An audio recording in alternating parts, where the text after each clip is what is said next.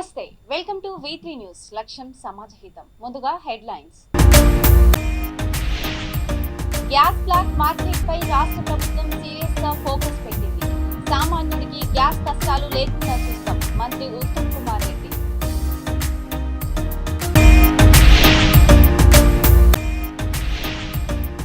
ఘనంగా తూర్పు కనుపూరు ముత్యాలమ్మ జాతర పాల్గొన్న గూడూరు ఎమ్మెల్యే పాషం సునీల్ కుమార్.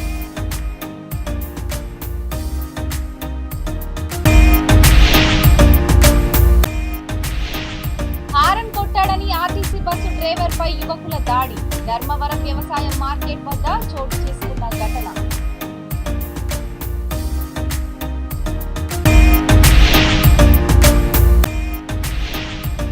పేదవాడికి వైద్య మందులనే సంకల్పంతో పనిచేస్తున్నాం. తెలంగాణ రాష్ట్ర ఉప ముఖ్యమంత్రి మల్లు భట్టి విక్రమార్క. ఇక డీటెయిల్స్ చూస్తే, సూర్యాపేట జిల్లా కేంద్రంలో పౌర సరఫరాల శాఖ మంత్రి ఉత్తమ్ కుమార్ రెడ్డి మీడియా సమావేశంలో మాట్లాడారు. గ్యాస్ బ్లాక్ మార్కెట్ పై రాష్ట్ర ప్రభుత్వం సీరియస్ గా ఫోకస్ పెట్టిందని అన్నారు. డీలర్లు డొమెస్టిక్ గ్యాస్ సిలిండర్లను పక్కదారి పట్టిస్తే కఠిన చర్యలు తప్పవని అన్నారు.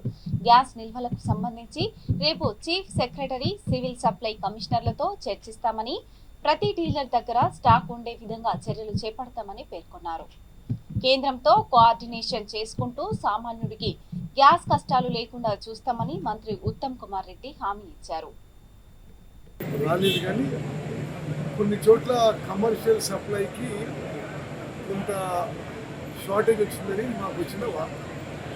ఇమ్మీడియట్గా రేపు మధ్యాహ్నం 12 గంటలకి రాష్ట్ర చీఫ్ సెక్రటరీ గారితో సహా నేను తెలంగాణలో ఉన్న ఆయిల్ కంపెనీస్ అధిపతులందరినీ పిలిపించాం.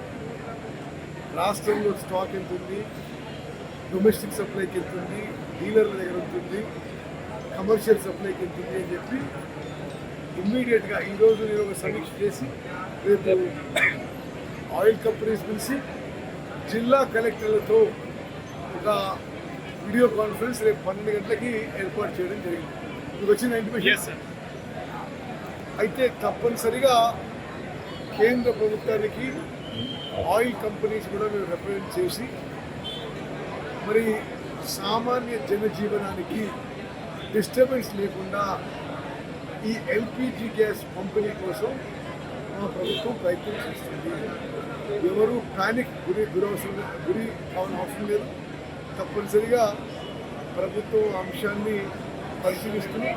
ఏ విధంగా ముందుకు చేయాలో, ఏ విధంగా సప్లైస్ నార్మల్సీ మెయింటైన్ చేయాలో చేస్తుందని చెప్పి మనం అట్నే బుకింగ్ నెంబర్స్ అవన్నీ క్లోజ్ చేశారు సార్. కలవకుండా సామాన్య ప్రజలు కలవకుండా చేస్తూ ఇప్పుడు గ్యాస్ బుకింగ్ నెంబర్ విషయం పరిగణలోకి తీసుకుంటా రేపు తప్పనిసరిగా ఇమ్మీడియట్గా వార్ ఫుటింగ్లా నేను చీఫ్ సెక్రటరీ గారు అన్ని జిల్లా కలెక్టర్తో ఆయిల్ కంపెనీస్తో 12 గంటలకు సమావేశం పెట్టాం.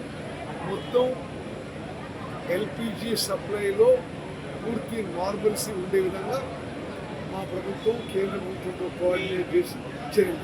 దీన్ని అదునుగా చూసి ఏజెన్సీ వాళ్ళు సామాన్య ప్రజల కాడ ఎక్కువ డబ్బులు వసూలు చేస్తుంటారు. ఏజెన్సీలు పిలిపించి ఇది కూడా ఈరోజే కొంతమంది నాకు తెలియజేశారు. అది ఒకవేళ డీలర్ ఎక్కడ అవును సార్, డీలర్లు సామాన్య ప్రజానీకం దగ్గర ఎక్కువ ధర తీసుకుంటే మాత్రం, అంటే ఒకవేళ కేంద్ర ప్రభుత్వం ధర పెంచితే అది దానికి నేనేమి ఇప్పుడు కమెంట్ చేయలేదు, అంటే అది పరిశీలిస్తుంది. కానీ బ్లాక్ మార్కెటింగ్ అనే విధంగా ఎల్పిజి డీలర్లు ఎవరన్నా దానికి మరి పాల్పడితే మాత్రం కఠిన చర్యలు తప్ప ఆ ఎల్పిజి డీలర్షిప్ క్యాన్సిల్ చేస్తాం. ఓకే. గూడూరు నియోజకవర్గం చిల్లకూరు మండలం తూర్పు కనుపూరు ముత్యాలమ్మ అమ్మవారి జాతర వేడుకలు భక్తి శ్రద్ధలతో కొనసాగుతున్నాయి. జాతర సందర్భంగా ముత్యాలమ్మ ఆలయ ప్రాంగణం భక్తులతో కిక్కిరిచిపోయింది. ఈ జాతరలో ఎమ్మెల్యే పాషం సునీల్ పాల్గొని ప్రత్యేక పూజలు నిర్వహించారు. ఎమ్మెల్యే మాట్లాడుతూ ముత్యాలమ్మ జాతర పురాతన సాంప్రదాయాలతో నిర్వహించబడుతున్న ఆధ్యాత్మిక వేడుక అని తెలిపారు. ఇటువంటి జాతరలు గ్రామీణ సంస్కృతి సాంప్రదాయాలకు ప్రతీకలని పేర్కొన్నారు.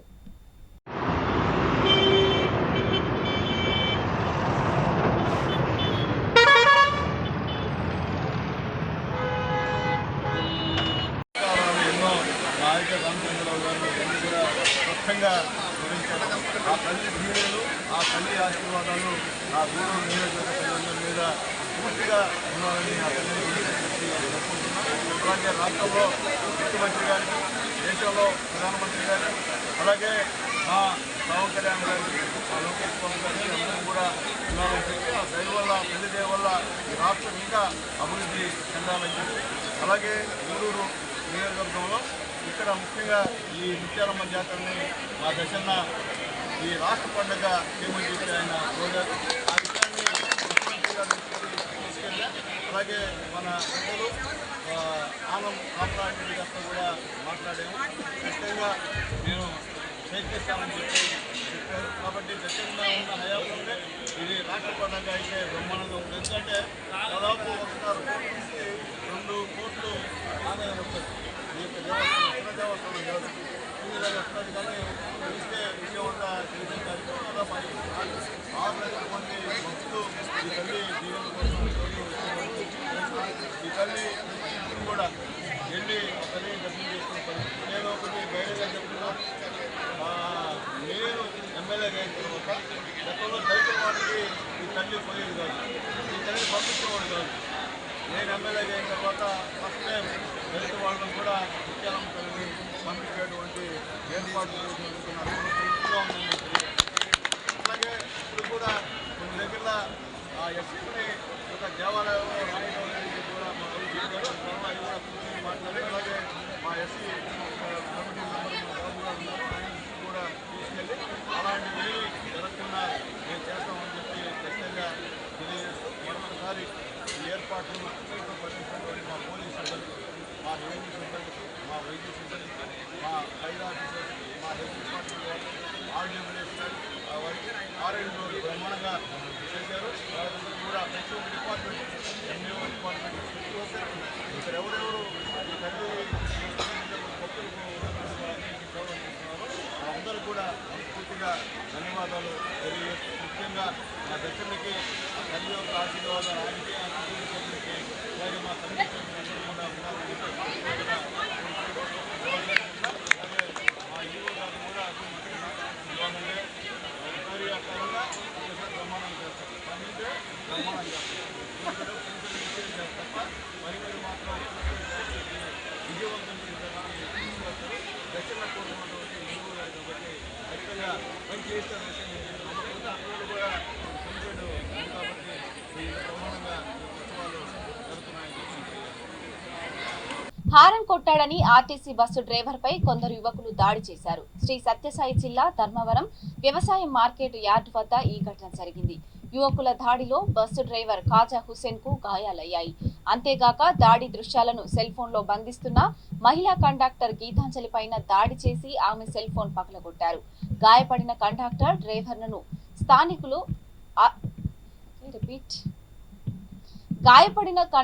డ్రైవర్లను స్థానికులు ప్రభుత్వ ఆసుపత్రికి తరలించారు.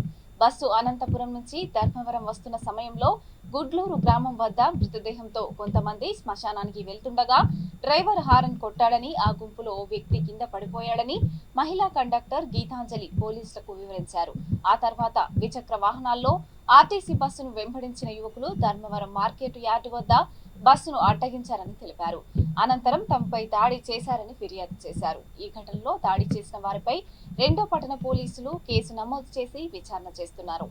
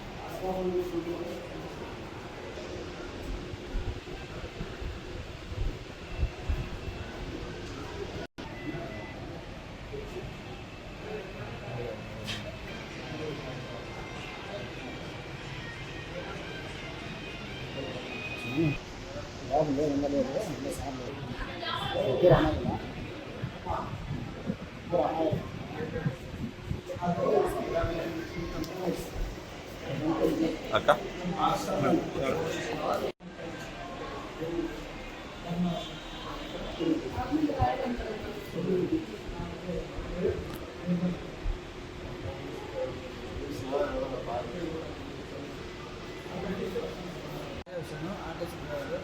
అనంతపురం డ్రైవర్ అనంతపురం నుంచి ధర్మారం వస్తున్నాను.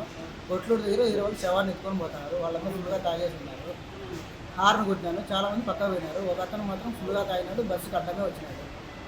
బస్సు అడ్డం వచ్చింటే నేను హార్న్ కొట్టాను. కొట్టిన దానికి అతను భయపడి పక్క పోయి పడినాడు. పడింటే నేనే కొట్టినాను, నేనే బస్సుతో కొట్టి వాళ్ళని ఇది చేసినానని చెప్పి ఒక బైక్లు వేసుకొని వచ్చి మార్కెట్ యార్డ్ దగ్గర 5-6 మంది బైక్లు వేసుకొని వచ్చి ఒక 10 మంది అట్లా చుట్టుకొని నన్ను కొట్టినారు. చేసిన విధంగా కొట్టినారు. దెబ్బలు ఇక్కడ ఇల్లు తగ్గినాయి, మొత్తం కన్నికి తగ్గినాయి. అదే సార్ మార్కెట్ యార్డ్ దగ్గర నుంచి వాళ్ళు శవాన్ని మోసుకొని వస్తున్నారు కొంతమంది. ఈయన బస్సు డ్రైవర్ వచ్చేసి హారన్ ఇచ్చినారు. హారన్ ఇచ్చినందువల్ల కొంతమంది పక్కకి వెళ్ళినారు, ఒకరు పక్కకి వెళ్ళలేదు. మళ్ళీ హారన్ ఇచ్చినందువల్ల హారన్ సౌండ్కి అవతలికి పోయి పడినాడు. పడినందువలన వాళ్ళు బస్సే గుద్దిందని చెప్పేసి వాళ్ళు 2 వీలర్లు వేసుకొని వచ్చి మార్కెట్ యార్డ్ వద్ద 2 వీలర్లు వేసుకొని వచ్చి బస్సు డ్రైవర్ని కొట్టినారు. రాడ్ తీసుకొని అద్దాలు పగలగొట్టి ఎట్లంటే అట్లా కొట్టినారు. నేను వీడియో తీస్తానని చెప్పి నా మీద కూడా దాడి చేసి సెల్లు పగలగొట్టి క్యాష్ బ్యాగ్ ఎస్ఆర్ ఇవన్నీ పిక్కోవడానికి ప్రయత్నించారు. డ్రైవర్ని బాగా కొట్టినారు. ఒక 5-6 మంది, దాంట్లో ఒక లేడీ గారు ఉన్నారు. నా మీదకైతే 2 మగవాళ్ళు వచ్చినారు. డ్రైవర్ని అయితే బాగా 5-6 మంది కొట్టినారు. రోడ్లో ఎక్కువ రోడ్లో లాగి షర్టు చింపేసి అంత బాగా కొట్టినారు సార్. నేను వీడియో తీసుకున్న సమయంలో నా దగ్గరకు వచ్చి సెల్లు పిక్కొని పగలగొట్టేసి నన్ను నేను రక్షించుకుంటానే టైంలో కూడా క్యాష్ బ్యాక్ లాక్కొని దాంట్లో ఎస్ఆర్ లాక్కోవడానికి ట్రై చేసినారు సార్.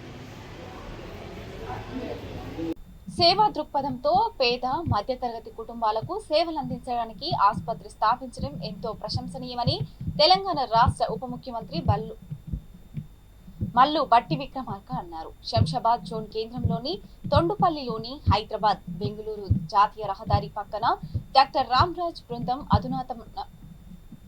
అధునాతనమైన ఆసుపత్రిని నిర్మించారు. ఈ ఆసుపత్రి ప్రారంభానికి రాష్ట్ర ఉప ముఖ్యమంత్రి భట్టి విక్రమార్క హాజరై ఆసుపత్రిని ప్రారంభించారు. పేదవారికి వైద్యం అందించే నేపథ్యంలో డాక్టర్ల బృందానికి సహకరించి ఆసుపత్రి నిర్మాణానికి చేయూతనివ్వడం ఆనందించదగిన విషయమని అన్నారు. తెలంగాణ రాష్ట్రం ముఖ్యమంత్రి రేవంత్ రెడ్డి, వైద్య ఆరోగ్య శాఖ మంత్రి దామోదర రాజనరసింహతో సహా అందరూ ప్రజాప్రతినిధులు పేదవాడికి వైద్యం అందాలనే సంకల్పంతో పనిచేస్తున్నామని గుర్తు చేశారు.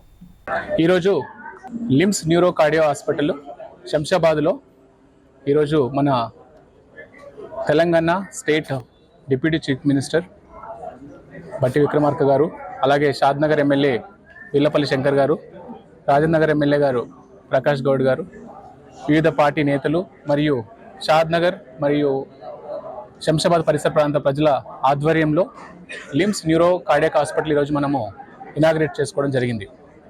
మీ అందరికీ తెలుసు, లిమ్స్ హాస్పిటల్ గత కొంతకాలంగా ఎంతోమందికి పేద మధ్యతరగతి ప్రజలకి అందుబాటులో ఉంటూ ఎన్నో సేవా కార్యక్రమాలు చేస్తూ ఫ్రీ సర్వీసెస్ చేస్తూ బెస్ట్ సర్వీసెస్ ఇస్తూ వాళ్ళ గుండెల్లో ఎప్పుడు నిలుస్తూ మన హాస్పిటల్ ముందుంది.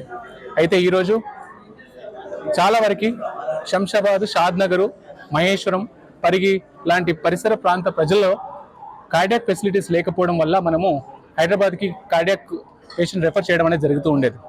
సో వాళ్ళందరినీ దృష్టిలో పెట్టుకొని ఈ కేసెస్ రెఫర్ చేస్తున్నప్పుడు మార్గ మధ్యలో కూడా చాలా ఇబ్బందులు మనము ఫేస్ చేశాం. సో వీళ్ళందరూ మన ఫ్యామిలీ మెంబర్స్, మన బ్రదర్స్ లాగా ఎప్పుడు మమ్మల్ని ట్రీట్ చేసేవాళ్ళు కాబట్టి వాళ్ళ దృష్టిలో పెట్టుకొని మనము శంషాబాద్లో కార్డియాక్ సెంటర్ అంటే క్యాథ్లా ఫెసిలిటీస్ అనేది మనం ఏర్పాటు చేసుకోవడం జరిగింది. దాంట్లో ముఖ్యంగా మనకు కార్డియాక్ సెంటర్లో కార్డియాలజిస్టులు ముఖ్యంగా డాక్టర్ కార్తిక్ బాబు, డాక్టర్ సుధీర్ రెడ్డి, డాక్టర్ కిరణ్ తేజ. చిన్నగా ఉన్నప్పుడు పరివర్తన జరుగుతూ ఉన్నటువంటి గ్రామంలో మనం చూసాం. గతంలో బహుశా సీరియస్ అందరికీ తెలుసు అనుకుంటాం. ఒక సినిమా కానీ, ఒక నావెల్ కానీ, లేకపోతే ఇతరత్ర ఏ కార్యక్రమం కానీ అందులో కథానాయకుడు ప్రధానంగా డాక్టర్ని చూపించారు. కథానాయకుడు అంటే సమాజానికి హితో చూపించేటువంటి పాత్ర. ఆ పాత్రకి పెద్ద మొత్తంలో ఎక్కువగా డాక్టర్లని ఎంచుకున్నట్టు. ఎందుకంటే ఆ డాక్టరు కుటుంబాన్ని, మిగతా ఆయన వ్యక్తిగతమైనటువంటి అవసరాలను కూడా పక్కన పెట్టి సమాజం కోసం పనిచేసేటువంటి గొప్ప వృత్తిలో ఉన్నటువంటి వ్యక్తి ఒక డాక్టర్ అని మనం నవల్స్ సినిమాల్లో కథానాయకులుగా డాక్టర్ చూశాము. కాలక్రమేణా అటువంటి నోబుల్ వృత్తిలో ఉన్నటువంటి డాక్టర్ కమర్షియల్ యాక్టివిటీలో పడి ఆ వృత్తికే కళంకం తీసుకొచ్చేటువంటి హాస్పిటల్ చూశాము. అటువంటి పరిస్థితుల్లో లేకుండా అటువంటి కళంకం తెచ్చే ఆసుపత్రులుగా ఈ లిమ్స్ న్యూరో కార్డియాక్ సెంటర్ మారకూడదని, ఏ రకంగా అయితే సమాజ హితం కోసం సమాజం మొత్తం డాక్టర్లని కథానాయకులుగా ఊహిస్తూ ఆలోచించే సమాజానికి నిజమే మేమే కథానాయకులు మీకోసం పనిచేస్తున్నామని చెప్పే స్థాయిలో మీరు అక్కడ ఉండాలని మనస్ఫూర్తిగా కోరుకుంటూ అభినందిస్తా ఉన్నాను.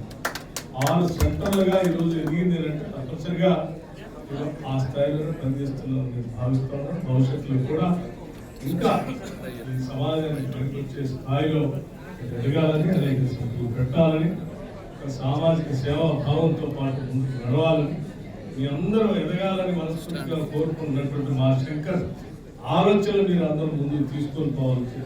పెండింగ్ లో ఉన్న బోధన రుసుములు, ఉపకార వేతన బకాయిలను వెంటనే విడుదల చేయాలని అఖిల భారతీయ విద్యార్థి పరిషత్ రాష్ట్ర ప్రభుత్వాన్ని డిమాండ్ చేశారు. పేద మధ్యతరగతి విద్యార్థుల జీవితాలతో ఆడుకోకుండా పెండింగ్ లో ఉన్న 8,500 కోట్లు విడుదల చేయాలని కోరారు. త్వరలో ప్రారంభమయ్యే అసెంబ్లీ సమావేశంలో విద్యాశాఖకు బడ్జెట్ 15% కేటాయించాలని కోరారు. లేని పక్షంలో మరోసారి రోజు వేలాది మంది విద్యార్థులతో కలిసి అసెంబ్లీ ముట్టడిస్తామని హెచ్చరించారు. విద్యాశాఖ కమిషన్ చైర్మన్ ఆకునూరి మురళి ఈ ఫీజుల పథకాలను ఎత్తివేయాలని రాష్ట్ర ప్రభుత్వానికి సూచించడంపై మండిపడ్డారు. మతిస్థిమితం లేకుండా మాట్లాడుతున్న మురళిని పదవి నుంచి తప్పించాలని ఏబీవీపీ నాయకులు డిమాండ్ చేశారు.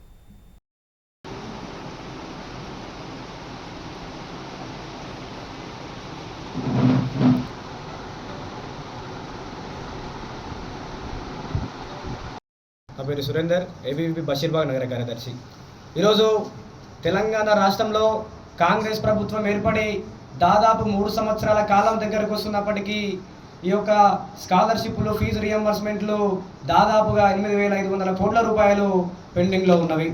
మరి యొక్క తెలంగాణ రాష్ట్ర ముఖ్యమంత్రి రేవంత్ రెడ్డి గారు గత అసెంబ్లీ సమావేశాల్లో తెలంగాణ రాష్ట్ర విద్యాశాఖకు కేవలం 7% పైన నిధులు కేటాయించి పేద విద్యార్థులకు అన్యాయాన్ని చేస్తున్నాడని అఖిల భారతీయ విద్యార్థి పరిషత్ స్పష్టంగా తెలియజేస్తూ ఉంది.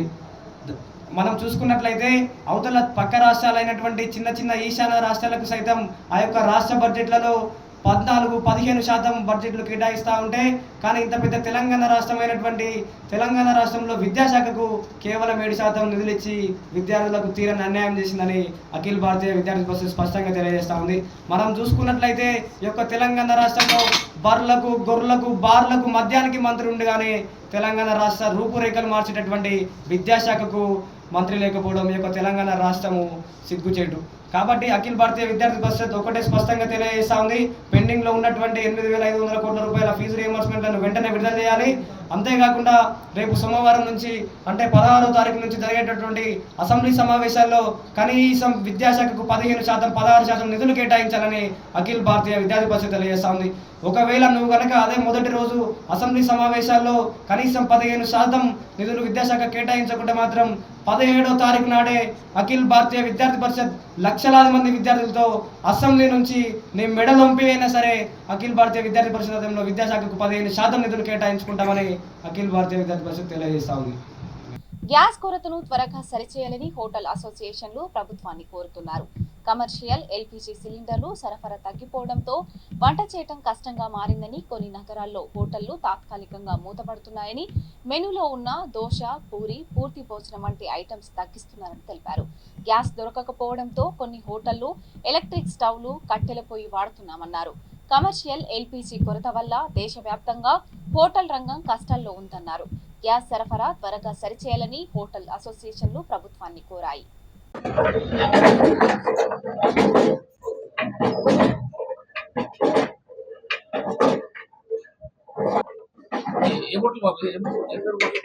Shri Balaji hotel, Dilsukh Nagar sir. మన ఈ గ్యాసులు లేక మేము తీవ్ర ఇబ్బందులు పడుతున్నాం సార్. మేము ఒక ఊరు ఇడిచిపెట్టి వచ్చినాం సార్. మా పిల్లలు మా పూట కోసం వచ్చినాం సార్. ఇప్పుడు రెండు పూటలు తీసేది ఒక పూట సరిగా తీయట్లేదు సార్ హోటల్. అయితే మా షేర్ వాళ్ళు ఏమంటారు, బంద్ చేస్తా అంటున్నారు సార్. మాకు గ్యాసులు దొరకలేదు, ఏం చేయాలంటున్నారు. మా పరిస్థితి ఎట్లా సార్? మేము బతకనీకి దూరం నుంచి వచ్చినాం, మా పరిస్థితి ఎట్లా సార్ అని మేము ఇది చేస్తున్నాం సార్. గ్యాస్ కూడా దొరకలేవు, 5,000, 6,000 అంటున్నారు. అవి కూడా కొంటలేడు సేటు, మా సేటు కూడా కొంటలేడు. కట్టెలు కూడా దొరకలేవు సార్. కట్టెలకు డిమాండ్ అయిపోయింది. కట్టెల పొయ్యి మీద ఎట్లా చేయాలని అది కూడా కోరుకుంటున్నాం సార్. మేము మంచిగా మాకు గ్యాస్ ఇట్లా దొరకాలని మేము వేడుకుంటున్నాం సార్.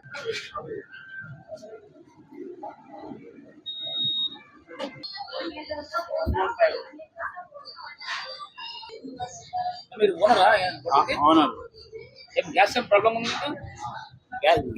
ఉంది సార్. మాకు కట్టెలతో పెడుతున్నాం, కమర్షియల్ వస్తలే బ్లాక్ లో కూడా దొరకలేదు. కట్టెలు పెట్టినాం సార్, మేము కట్టెలపై పెట్టినాం. కస్టమర్ ఏమంటారు కదా సార్, సాంబార్ లేకుండా చట్నీ లేకుండా సాంబార్ ఇస్తున్నాం, ఇక గడబడి చేస్తారు. బంద్ చేసుకునే పరిస్థితి వస్తుంది మాకు. ఇప్పుడు 10 రోజులు అవుతుంది.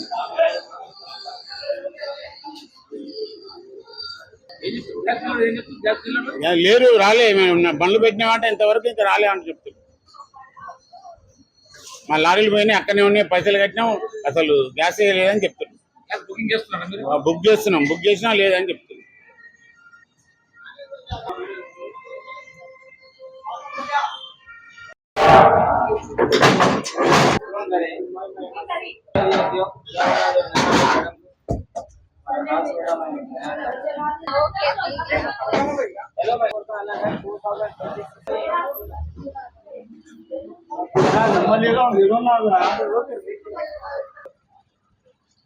ऐसा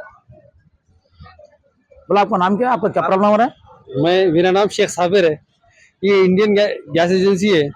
ये इस पे क्या प्रॉब्लम हो रहा बोलते हो, गैस जो है ना, रमजान गैस से बहुत प्रॉब्लम हो रही है। रमजान अब है 1 हफ्ता, इस गैस से स्टॉक होना जरूरी है हमारे। अगर रमजान में स्टॉक नहीं रहा तो बहुत प्रॉब्लम होता है हमको। आप लोग बुक किए क्या? हाँ बुक किए। क्या बोल रहे एजेंसी वाला? वक्त लगता बड़ा, सर्वर डाउन रखो सर।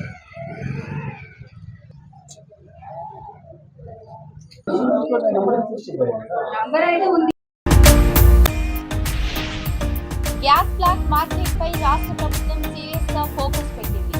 సామాన్యుడికి గ్యాస్ కష్టాలు లేకుండా చూస్తాం, మంత్రి ఉత్తమ్ కుమార్ రెడ్డి.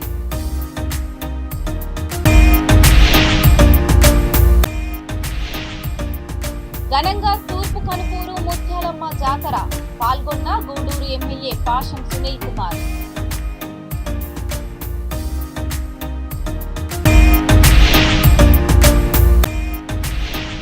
హారన్ కొట్టాడని ఆర్టీసీ బస్సు డ్రైవర్ పై యువకుల దాడి, ధర్మవరం వ్యవసాయ మార్కెట్ వద్ద చోటు చేసుకున్న ఘటన.